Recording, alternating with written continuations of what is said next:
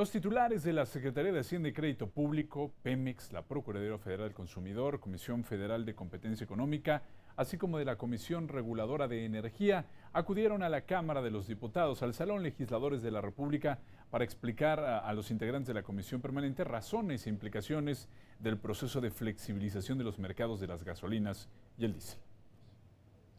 En el marco de las normas y relaciones entre los poderes de la Unión, esta soberanía tiene la certeza de que esta reunión y la información que en ella se exponga será en apego al espíritu del segundo párrafo del artículo 69 de la Constitución Política de los Estados Unidos Mexicanos. Bueno, al hablar sobre las razones e implicaciones del proceso de flexibilización de los mercados de las gasolinas y el diésel, el secretario de Hacienda y Crédito Público, José Antonio Meade, dijo que transitar de un modelo de precio único a uno de precio máximo y liberar de forma gradual los precios de los combustibles permitirá ser más competitivos, y reiteró que el incremento en el incremento de las gasolinas fue inferior al que se registró en la mayoría de los países. Dentro de este incremento, el único componente del precio de las gasolinas en México que habrá de disminuir durante 2017 es justamente el del impuesto. Ahí se hizo un esfuerzo de reducirlo en el margen que se tiene desde el gobierno. Haber ido más lejos hubiera implicado recurrir o a más deuda o a más impuestos o a un recorte, toda vez que no se cuenta ya con la capacidad de generar excedentes en los niveles que se observaron en el pasado. Bueno, y es que el funcionario reiteró que la capacidad de México para generar excedentes petroleros ha disminuido considerablemente al bajarse la producción de 2.7 a 1.9 millones de barriles diarios y pasar del octavo país al número 12 en producción de crudo. El precio de la gasolina no subió por la reforma energética, tampoco subió por la reforma hacendaria. El precio de la gasolina subió porque el precio internacional del petróleo, el tipo de cambio y el precio internacional de la gasolina subieron también. Sin duda son circunstancias difíciles que nos obligan a actuar con responsabilidad y sensibilidad. Bueno, posteriormente el secretario de Energía, Pedro Joaquín Codwell, habló sobre la infraestructura de petrolíferos con el que cuenta México. Dijo que durante 70 años la paraestatal realizó todos los procesos que son insuficientes para satisfacer las necesidades y la capacidad de almacenamiento y transporte de gasolina, turbocina y diésel de Pemex y se quedó atrás frente a la creciente demanda nacional. En cuanto a la capacidad de inventarios, en promedio, estos son menores a 2 días de consumo o máximo 3, lo que equivale solamente al 7% de la capacidad recomendada internacionalmente. Esto es un asunto de seguridad energética para el país. El funcionario explicó además que en los últimos 13 años, México incrementó aceleradamente el consumo de combustibles, pasando del octavo al cuarto lugar como consumidor global de gasolina, y al mismo tiempo se redujo la producción interna y se aumentaron las importaciones, pues actualmente se compra en el exterior el 53% de la gasolina que se consume en el país. Como estamos ante el nacimiento de un nuevo sistema privado de depósito y transporte de combustibles, regulado por el Estado, que coexistirá con el de Pemex y contribuirá a fortalecer la seguridad en el abasto de energéticos en el país. Había que cambiar. Por el bien del país no podíamos seguir igual. Negarse a avanzar, omitir e ignorar nuestra responsabilidad política, económica y social habría traído consecuencias negativas y costos enormes en materia de energía y competitividad económica para el país. Luego de escuchar a los funcionarios, vino la ronda de preguntas y respuestas. Los legisladores tomaron la palabra. El primero en hacerlo fue el senador del Partido del Trabajo, Carlos Manuel Merino, quien reiteró la postura de su fracción para revertir la decisión del incremento a los combustibles. Los ciudadanos exigen dar marcha atrás a estas equivocadas y agresivas medidas de encarecimiento. Le pregunto, ¿por qué cuando bajan los precios internacionales del petróleo en países como Honduras, Guatemala, El Salvador y otros de América Latina, en México no sucede lo contrario? Entre agosto del 2016 y diciembre de 2016, el precio de la molécula se incrementó en poco más de 2 pesos, por lo que es este elemento y no ningún otro el que explicó el incremento en el precio de las gasolinas en México. Y para así ponderarlo, habría que ver si este incremento es parecido al que se dio en el resto del mundo. A nombre de la fracción de Partido Encuentro Social, la diputada María Guadalupe cuestionó a los titulares de energía y de Pemex sobre el abasto de combustibles en el país. La empresa productiva del Estado que usted preside se ha encargado en desarrollar un discurso que le ha permitido explicar temas como el desabasto y los problemas registrados a finales de diciembre en el suministro de gasolina. Mi pregunta sería, ¿cómo es que Pemex puede garantizar el abasto en el país? Y la semana pasada, debido a que en algunos lugares hubo bloqueos en las terminales, se complicó el abasto. Sin embargo, hoy podemos decir, la última terminal que se liberó fue en Baja California. Fuera de Baja California hay 6 estaciones de servicio con niveles críticos de gasolinas, que no quiere decir que no tengan, pero con niveles críticos de un total de 11,000.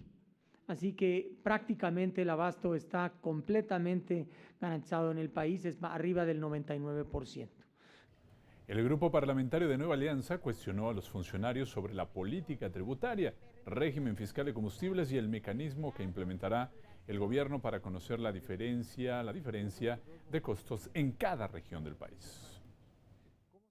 ¿Qué medidas se puede implementar para sacar del cálculo del precio de los combustibles los impuestos a los que están obligadas las gasolineras para evitar que se traslade dicho impuesto en el precio final a los consumidores finales? Lo anterior, ya que los impuestos constituyen aproximadamente el 43% del precio de la gasolina. ¿Cómo se puede incidir en el precio final de los combustibles? Hay algunos sobre los que ni México ni ninguna instancia en México tiene capacidad de impactar. Estos son los que se determinan fuera, esto es lo que cuesta la molécula y como dijera el secretario de Energía, nadie puede ofrecer controlar el precio de la molécula. El precio de la molécula se determina de manera internacional y es un elemento un elemento que escapa a la capacidad de control que tiene este gobierno y cualquier otro. El grupo parlamentario de Movimiento Ciudadano cuestionó el hecho de que mientras el año pasado se recaudaron 75,000 millones de pesos por concepto del impuesto especial sobre producción y servicios, el IEPS, a las gasolinas, hoy con este mismo impuesto, el IEPS, el gobierno federal argumenta que tendrá una recaudación menor. En este tenor, la diputada María Candelaria Ochoa recordó que en octubre del año pasado propusieron una reducción de 37.7% a este impuesto, al IEPS.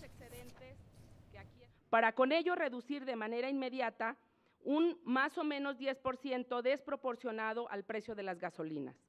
Esta reducción que proponemos bien puede ser compensada con los excedentes que aquí están y que están el año pasado. La pregunta es si el gobierno federal está dispuesto a reducir el IEPS en un 37.7%. Es que habrá de cobrarse un impuesto menor. El impuesto especial sobre producción y servicios de este año debería de haber sido cercano al 4.28 por litro. Habrá de ser 3.16 pesos por litro. Esto es, hubo una reducción importante en el impuesto por la vía de un estímulo fiscal, siendo ese uno de los elementos que el gobierno puede efectivamente controlar. La estimación de lo recaudado por el IEPS en gasolinas también fue abordado por el grupo parlamentario Morena. El legislador, el diputado Vidal Llerenas, refirió que en 2014 tuvo 30,000 millones de pesos más de lo programado. Para 2015 alcanzó 195 millones, mientras que para noviembre de 2016 se recaudaron 40,000 millones de pesos más de lo programado por las autoridades. Es decir, siempre se obtiene más del IEPS de gasolina de lo programado. Probablemente se puede reducir el IEPS de gasolina, de cualquier forma ya está subestimado. Entonces sería muy importante ver Pues porque hay estas subestimaciones. Segundo, ¿cuál es el efecto recesivo de una medida que más o menos le quita a los consumidores 2.5% del PIB?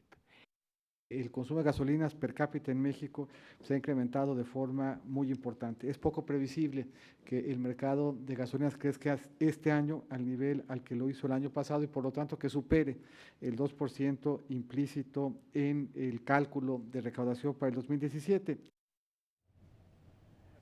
Al explicar que los recursos obtenidos por el IEPS son participables para los estados y municipios del país, que les ayudan en la ejecución de su gasto, el Partido Verde Ecologista de México llamó a que tanto el Poder Legislativo como el Ejecutivo busquen alternativas de solución para que el incremento en los combustibles no afecte a la economía de las clases medias y baja del país.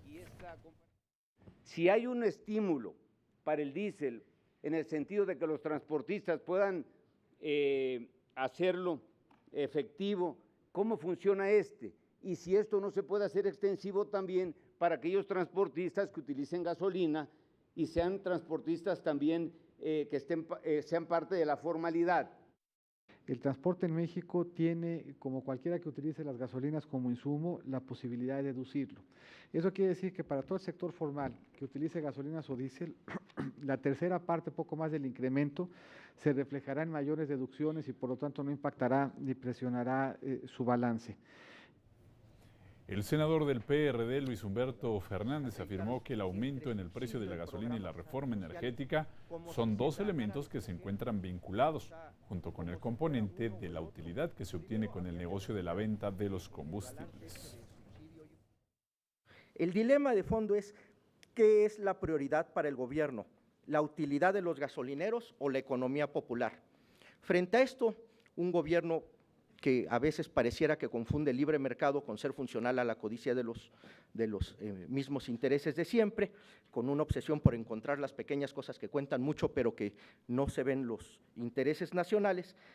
Y quisiera volver a enfatizar que no es la reforma energética y que no es la reforma fiscal lo que explica una circunstancia que nos viene de fuera, es el incremento en el costo de un combustible que no fijamos nosotros, que no controlamos nosotros y que nos obliga en la circunstancia a actuar por la vía del diálogo, a actuar con los instrumentos que se tienen desde el gobierno. Al fijar la posición del PAN, la senadora Marcela Torres Peinbert refirió que en su grupo parlamentario están convencidos de que los impuestos son necesarios cuando se traducen en bienestar para la ciudadanía en los ámbitos de seguridad, educación, servicios de salud, infraestructura, pero externo, que están en contra de otorgar más dinero a un gobierno que lo administra de manera deficiente. Los gasolinazos representan la conservación de los privilegios de la clase política y también el alimento de la corrupción. Lucharemos por un periodo extraordinario para discutir de manera urgente la reducción del IEPS en gasolinas. De cada litro son 6 pesos de impuestos. La diputada del Partido Revolucionario Institucional, Flor Rentería, explicó que el 20% más rico del país es el que recibía casi el 60% del beneficio total del subsidio aplicado a las gasolinas, mientras que los sectores más pobres del país recibían tan solo el 3%. A partir de ahora, abundó, los precios reflejarán los costos reales de las gasolinas. Pero estamos convencidos que en todo el país, pero singularmente en las fronteras, deben de implementarse mecanismos para que no se frene el desarrollo de estas regiones, de tal manera que las familias no se vean tan afectadas y se amortigue el impacto en su economía. Se ha venido perdiendo capacidad de generar excedentes en el país al amparo de incrementos en el precio del petróleo. Y se ha perdido esta capacidad por 3 razones fundamentales. La plataforma petrolera es menor, el precio del petróleo es parecido al que está en el presupuesto y por lo tanto no tenemos excedentes como tuvimos en otra época.